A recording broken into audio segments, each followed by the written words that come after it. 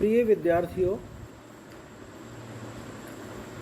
आज का जो व्याख्यान है हमारा ऑनलाइन व्याख्यान, यह बीए पार्ट प्रथम के विद्यार्थियों के लिए है। भौतिक भूगोल से संबंधित ये व्याख्यान पृथ्वी की परतों से संबंधित है। लेयर्स ऑफ द अर्थ की स्टडी हम इस व्याख्यान के माध्यम से करेंगे। मैं हूं doctor Ved Prakash Yadav, associate professor, department of geography, BSR government arts college Alwar.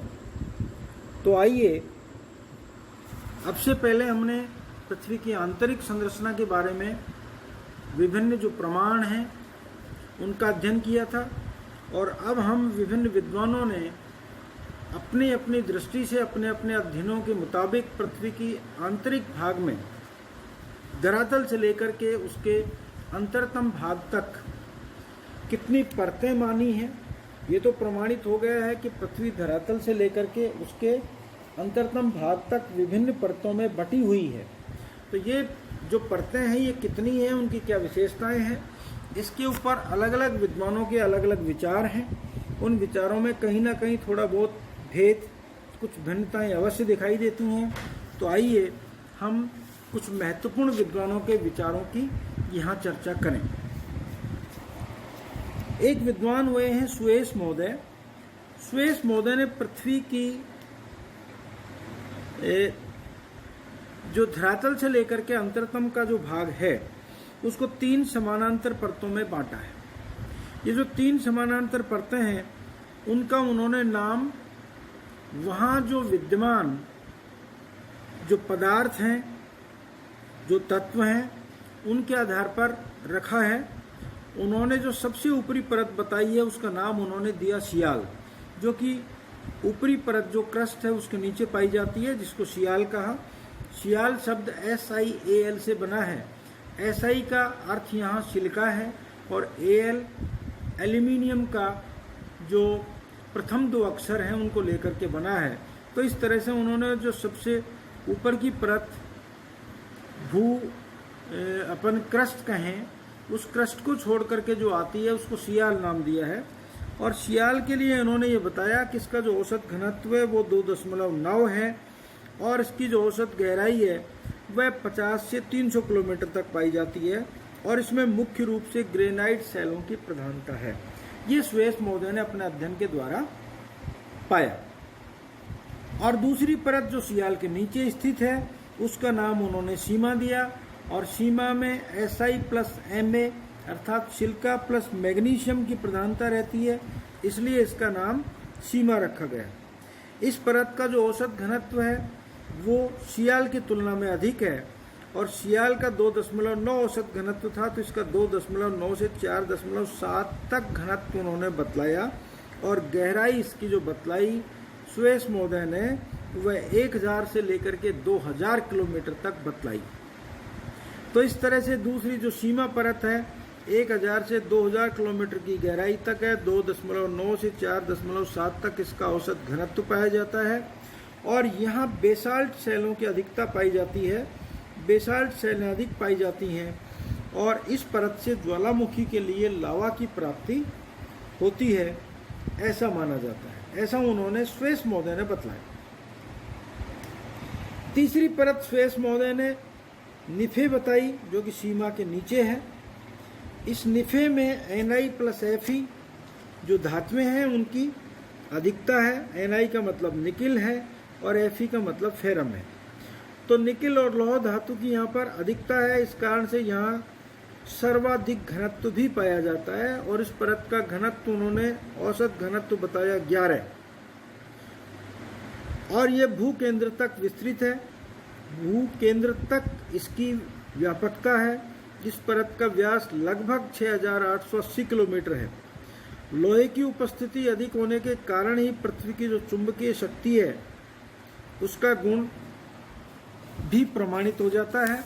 तो इस तरह से सुएस महोदय ने पृथ्वी को सियाल, सीमा और 3 परतों में क्रम से बताया, जो ऊपर से नीचे की ओर स्थित हैं।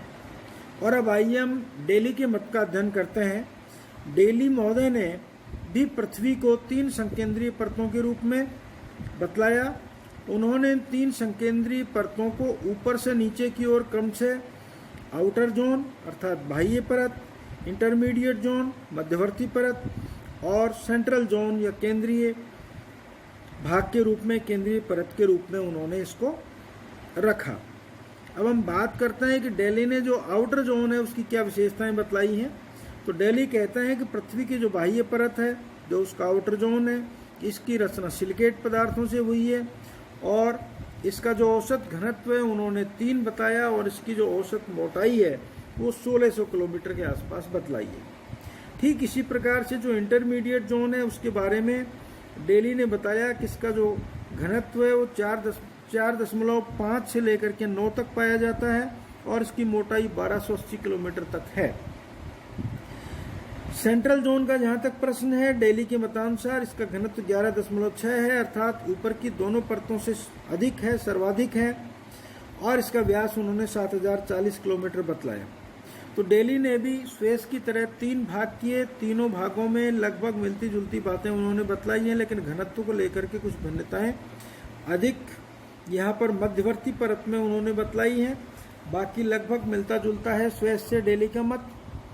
और इसी तरह से जेफ्रे महोदय ने भी अपना मत प्रस्तुत किया इस बात को लेकर के, पृथ्वी की परतों को लेकर के आंतरिक भाग में बाह्य से लेकर आंतरिक तक, और उन्होंने पृथ्वी को 4 समानांतर परतों के रूप में बतलाया जिनका नाम उन्होंने बाह्य परत, द्वितीय परत, मध्यवर्ती परत और निचली परत के रूप में दिया।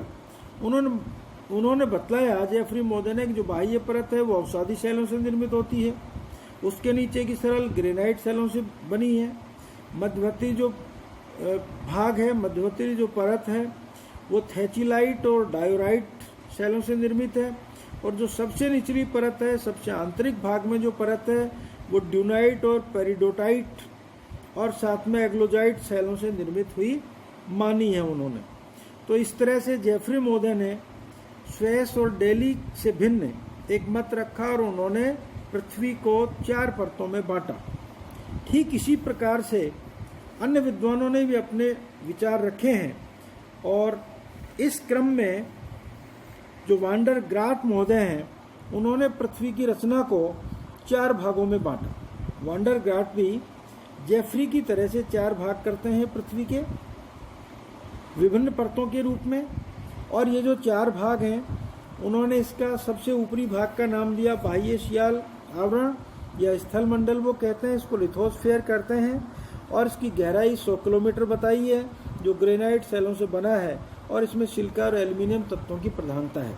ठीक स्वेस महोदय से मिलती जुलती बातें इन्होंने कही हैं और घनत्व ये 2.6 बताते हैं, स्वेस ने 2.7 बताया। तो कुल मिलाकर के बहुत बड़ा कोई अंतर नहीं दिखाई देता है स्वेस और वांडर ग्राट के इस ऊपरी परत को लेकर। उसके बाद वो कहते हैं मिश्रित मंडल कहते हैं, पायरोस्फीयर कहते हैं, उत्ताप मंडल भी कहा जाता है इसको। इसकी गहराई 100 से 2880 किलोमीटर बताई, बेसाल्ट शैलों से निर्मित है और इसका घनत्व 3.5 माना है। ठीक इसी प्रकार से इन्होंने एक और परत मानी है जो गुरुमंडल के नाम से जानी जाती है।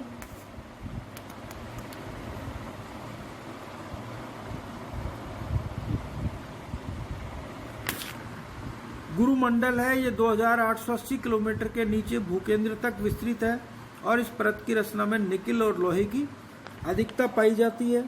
इसी तरीके से एक इन्होंने